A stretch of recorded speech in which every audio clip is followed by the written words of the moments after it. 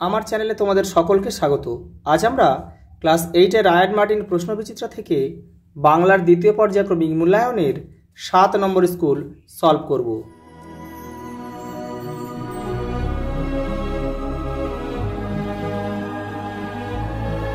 7 নম্বর school দেখো, তুমি নিজ অতি ছোট, কে কাকে বলেছিল? রমেশ রমাকে কথাটা বলেছিল। মানুষের সর্বোচ্চ গুণ গাছের মধ্যেও দেখা যায়, স্বার্থ ত্যাগ। নাটোরের রানীর নাম ভবানী। তোমাকে সেই সকাল থেকে তোমার মতো মনে পড়ছে। দেখো পরের প্রশ্ন, ছন্নছাড়া কবিতাটি যে কবির লেখা? অচিন্ত কুমার সেনগুপ্ত। রাস্তায় দুর্ঘটনার শিকার হয়েছিলেন এক ভিখিরি। এগিয়ে চলো বাক্যটি কোন ধরনের বাক্য? অনুজ্ঞাসূচক বাক্য। ভারতবর্ষ শব্দটি কোন ধরনের বিশেষ্য? সংজ্ঞাবাচক বিশেষ্য। আত্মবাচক সর্বনামের উদাহরণ দাও। আপনি। ক্রিয়ার মূলকে বলে ধাতু।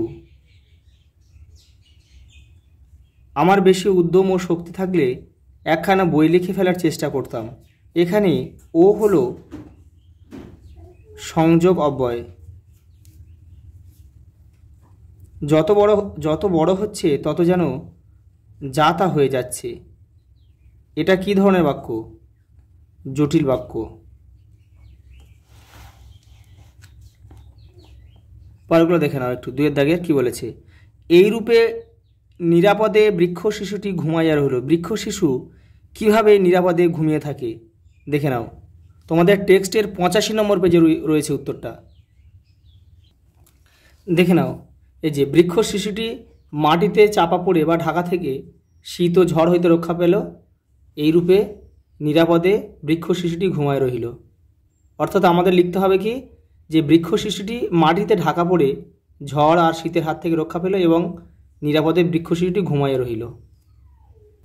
পরের প্রশ্ন, দুজনে মিলে অতিথিদের জন্যে চা আর খাবার নিয়ে আসেন। দুজন কে কে? বুকু ও বুকুর সেজ খুড়িমা।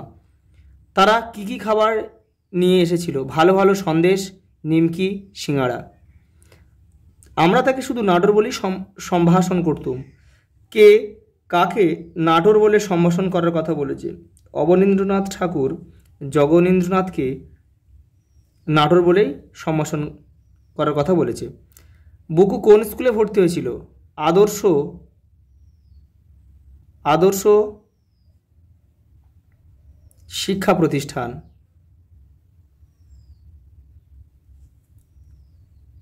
পরের প্রশ্ন দেখো, তার কথা কেবলই শুধায় রে। হাওয়া কার কথা শুধায় দেখে নাও। তার কথা শুধায় রে, এই যে এখান থেকে এই পর্যন্ত। পরের প্রশ্ন দেখো, নিঃশ্বাস কেমন করে বয়ে যায়? উত্তাল ও অস্থিরভাবে। পরের প্রশ্ন, ঘরে বাইরে উদাহরণ যা আছে, কেমন উদাহরণ আছে? তোমাদের টেক্সটের 75 নম্বর পেজে উত্তরটা রয়েছে। এই যে দেখে নাও, ঘরে বাইরে উদাহরণ যা আছে তা ক্ষুধাহরণের সুধাক্ষরণের উদাহরণ নয়, তা সুধাহরণের ক্ষুধাভরণের উদাহরণ। পরের প্রশ্ন, দাঁড়াও কবিতায় দাঁড়াও শব্দটি কতবার ব্যবহৃত হয়েছে? 9 বার। দাঁড়াও কবিতায় কবি কার কান্নার কথা বলেছেন? অসহায় মানুষের। হরিহর কোন শিষ্যের বাড়িতে গিয়েছিল? লক্ষণ মহাজন।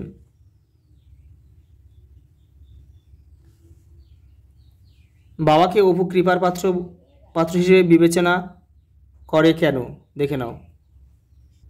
এই যে এইখান থেকে এই পর্যন্ত। পরের প্রশ্ন দেখো, রেলগাড়ি খেলায় অপু টিকিটের জন্য কি ব্যবস্থা করেছিল? বাতাবি লেবুর পাতা। অপু জ্যৈষ্ঠমধু ভেবে কি খেয়েছিল? পোস্ত দানা। অপুর সমস্ত গোপন কথা কে জানে? দুর্গা। বনভোজনের রান্না কে করেছিল?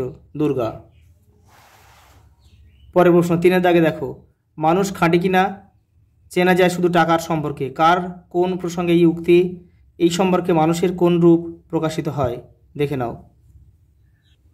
এই যে এখান থেকে এটা পুরোটা লিখতে হবে, কিন্তু জুড়ে দিয়েছে যে এই সম্পর্কে মানুষের কোন রূপ প্রকাশিত হয়? স্বার্থপরতা।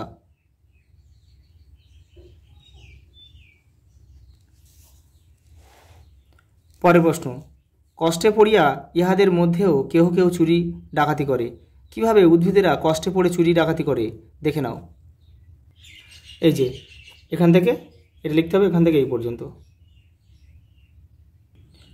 পরের প্রশ্ন দেখো, নাটোরের মহারাজার অতিথি পরায়ণতার পরিচয় দাও, দেখে নাও। এই যে এই প্রশ্নটা, এই যে অতিথি বৎসলতার পরিচয় দাও, এটা এখান থেকে লিখতে হবে। পরের প্রশ্ন দেখো, মানুষ বড় কাঁদছে, তুমি কিভাবে মানুষের পাশে দাঁড়াবে তা কবিতা অবলম্বনে লেখো। দেখো যে এই প্রশ্নটার উত্তরটা লিখলে হয়ে যাবে। এই যে তুমি তার পাশে এসে দাঁড়াও। পরের প্রশ্ন দেখো, ডাহুক মেয়েরা বেড়াইতে আসে গানে গানে কথা কয়ে, ব্যাখ্যা করো, দেখে নাও। এই যে এখান থেকে এই পর্যন্ত। পরের প্রশ্ন দেখো, রৌদ্রে যেন ভিজে বেদনার গন্ধ লেগে আছে, পাড়াগার দুপুর ভালোবাসা কবিতায় কবির এমন অনুভূতির কারণ বিশ্লেষণ করো।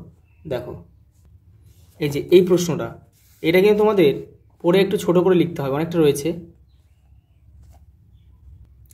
পরের প্রশ্ন দেখো, পাড়াগার দ্বীপ্রহরকে কবি ভালোবাসেন কেন। এই যে এখান থেকে এই পর্যন্ত। অপুর গায়ে কাঁটা দিয়ে উঠল, কিভাবে অপুর এই ঘটনা ঘটেছিল আলোচনা করো। দেখো এই যে এখান থেকে পড়ে তোমাদের লিখতে হবে। পরের প্রশ্ন দেখো, সর্বজয়ের বুক গর্বে ও তৃপ্তিতে ভরিয়া উঠিল, কিভাবে এইরূপ ঘটনা ঘটেছিল আলোচনা করো। এই যে এই প্রশ্নটা লিখতে হবে, এটা পড়ে তোমরা ছোট করে লিখবে। পরের প্রশ্ন দেখো, কড়ি খেলাকে কেন্দ্র করে কি ঘটনা ঘটেছিল লেখো। এই যে এখান থেকে পড়ে তোমাদের কিন্তু নিজের ভাষায় লিখতে হবে।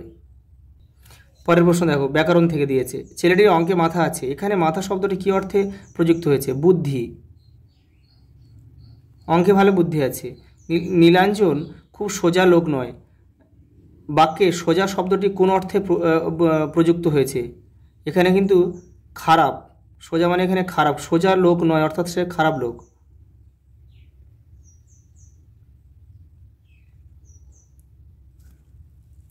আচ্ছা পরেরটা দেখো, প্রদত্ত শব্দটির ভিন্ন ভিন্ন অর্থ দেখিয়ে পৃথক দুটি বাক্যে ব্যবহার করো। সাদা, সাদার একটা অর্থ হচ্ছে সরল, লোকটি সরল প্রকৃতির।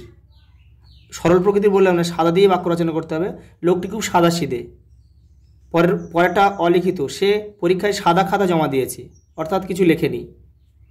পরেরটা দেখো 5 দাগের, তোমার এলাকায় একটি পুরানো গ্রন্থাগার রক্ষণাবেক্ষণের জন্য সংবাদপত্রের সম্পাদকের কাছে একটি পত্র রচনা করো। দেখো এই যে এই প্রশ্নটা, এটা এখান থেকে তোমরা একটু ছোট করে লিখে নিও।